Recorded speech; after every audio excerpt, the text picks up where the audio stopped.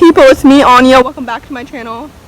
The first book on this recent release video is called The Girl and the Witch's Garden, written by Bowman. This is a middle grade fantasy, and it follows Piper, who must spend her summer at Mallory Estate, where she's never been before, and her grandmother is in charge of this estate, and her grandmother is rumored to be a witch, and Piper is really sure like what that means. She doesn't really believe in witches or anything really like magical or anything, but you know, things happen. And this book was really good. I ended up rating it 3.5 stars because I really liked it. I liked Piper as a character. She was a very realistic character. I liked the camaraderie between the friend group. I love friend groups, especially in middle grade. I just love friendships, and I just love friend squads. So that was really nice, and the world building and the plot was just so good. Honestly though, like, I'm skeptical about continuing this series if there were sequels. I'm honestly not even sure if there are all going to be any sequels, but I'm skeptical about continuing the series because I'm a little bit wary that if I read the sequel, like, if it would be worse. Just because, like, first of all, I always say this, but middle grade is obviously tailored to a younger audience, so I feel like I wouldn't enjoy it as much. But with that, it means that I have lower expectations, so maybe I would enjoy it more than I was expecting to. But also, since I only ended up rating this book 3.5 stars, there's usually a chance that the second book would be lower because that's what usually happens. So with that said, this book was good and solid, but not amazing. The next book is called Blake the Fall. This is a YA contemporary book, and I ended up rating it 4 stars, and it was really good. There's a trigger warning for sexual assault because it does follow Audrey, who's going to the Olympics as an autistic gymnast, and she has a rather toxic coach who gets exposed along the way for sexual assault. He doesn't like sexual assault her specifically, but like, anyway, I don't want to spoil the book for you, but basically the story is so good. It really gave me insight as to what it's like to be a woman in such a prestigious platform, because like obviously she's going to the Olympics, which is so cool, and it's just absolutely such a cool thing to achieve, and it's just so cool. And I love Audrey as a character as well. This book is just so good. So not only did it give me insight into something that I've never really considered, but also like it was through the perspective of such an awesome, resilient woman, and Audrey is just so good. Such a wonderful, lovely character, and the camaraderie between her and her teammates was also so good. This story reminded me of We Are the Wildcats, which was another YA contemporary book that's kind of similar that I read a few months ago. So basically, if you enjoyed We Are the Wildcats, you would enjoy this book, and vice versa. The next book is called Forest of Souls, written by Lily M. Lee. This is a YA fantasy and follows Sosha, I think that's how you pronounce her name, I'm not completely sure, who comes from nothing, but she's intent on becoming something. I didn't love this book. I ended up rating it 3 stars because I felt like it was your typical YA fantasy with an action-packed plot. It was fast-paced. It had an interesting setting and world building, like that was cool. Not so interesting characters, like I don't remember any of the other characters' names except for the protagonist's, which honestly I had to look up on Goodreads to find out like what her name was. And like I said, I don't really know how to pronounce it because I haven't really heard anybody else really talk about this book, because like I don't know what made this book not hit with me, but it just didn't. And I'm not going to continue this series. I think that this is the first book in a trilogy, but I just don't want to continue it because it just wasn't amazing. It's good, and I ended up rating it 3 stars, but it wasn't amazing, and I don't really know what didn't make it amazing for me, but it just wasn't unique.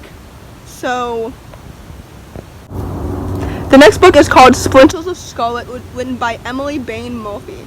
This is a YA historical fantasy, and it's set in 19th century Denmark, and it follows Malet. I think that's how you say her name, I'm not completely sure. And magic is a deadly gift, so when you use too much magic, it can be fatal. so Maylet does not use her magic very often. However, when her sister is being adopted by the family who own the mines where Maylet's father died, she will do anything to protect her sister from said family. So even if that means risking her magic. So this book was so good.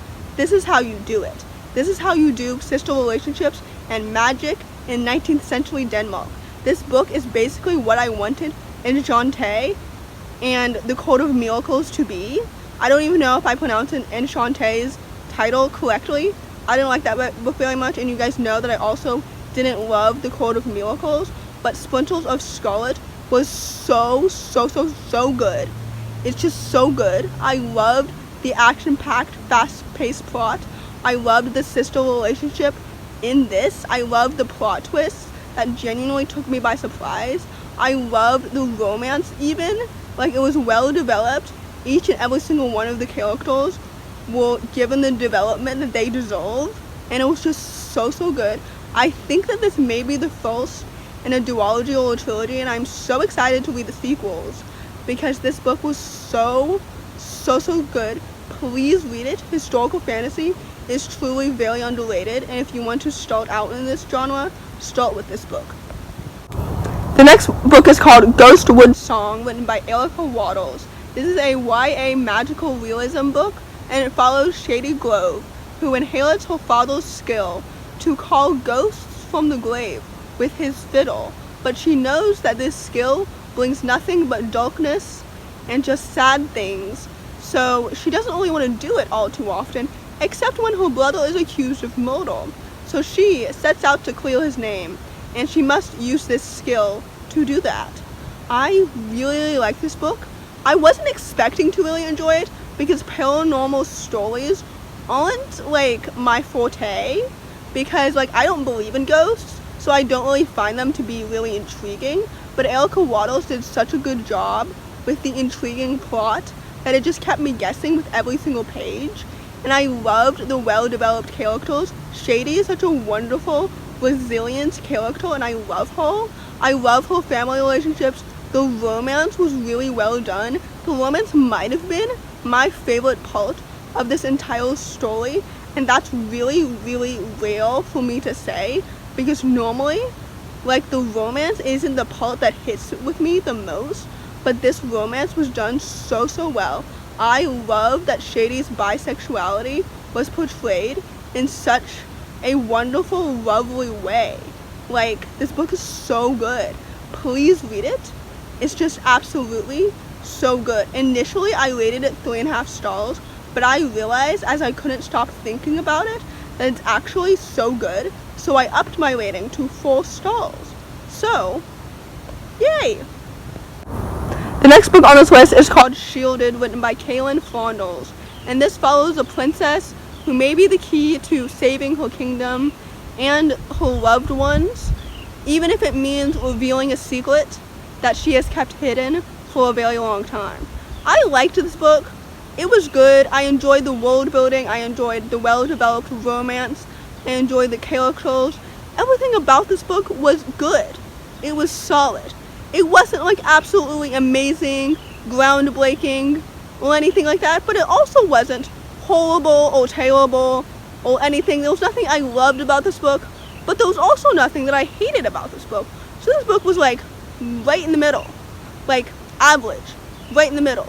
I didn't regret reading it. I'm not going to continue reading the series, but like I also like, this does not negate the fact that I enjoyed it. Like, I don't want people to think that I absolutely hated this book, because I did genuinely enjoy it. It's just in the same tier as like Sorcery of Thorns, you know, or like Warrior in the Wild. Like, I enjoyed all of these books. I just didn't love them, and yeah, so I rated this book 3.5 stars. The last book on this list is called Truelife, written by Jay Kristoff. For those who don't know, this is the conclusion, I think, to the Lifelike trilogy. This book was good. I enjoyed the fast-paced plot. It was solid. I liked the closure for Lemon and Eve. That was cool. It was just solid conclusion.